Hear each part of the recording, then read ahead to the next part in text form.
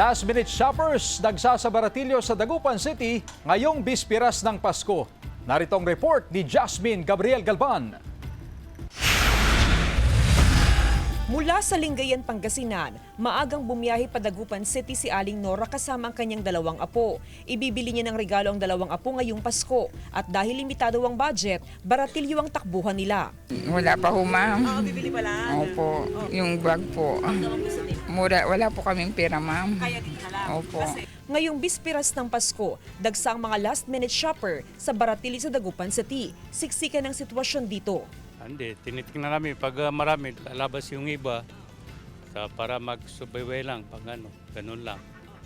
Pag titingnan mo lang yung bumibili, kasi maraming salisi ngayon hindi mo alam Para maiwasan ang salisi, iwasan magtag sa mga matataong lugar.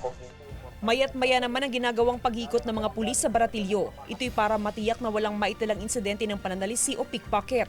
May mga karagdagang pulis na rin na dineploy para magbantay sa lugar, lalo na pagsapit ng hapon hanggang gabi na halos triple ang bilang ng mga namimili. Ang strategy namin is tinitignan namin hindi lang yung mambibiktima, kundi yung magiging biktima. Kasi ang karaniwan nilang binibiktima is yung mga mahihina, yung mga matatanda na nag-iisa, na namamalengke, yun ang nilalansin nila. Mahigit 200 pulis ang idineploy ng DCPO sa mga matataong lugar sa syudad, kabilang na ang baratilyo. Kasama si Henry Dumincil, Jasmine Gabriel Galban, One North Central Luzon.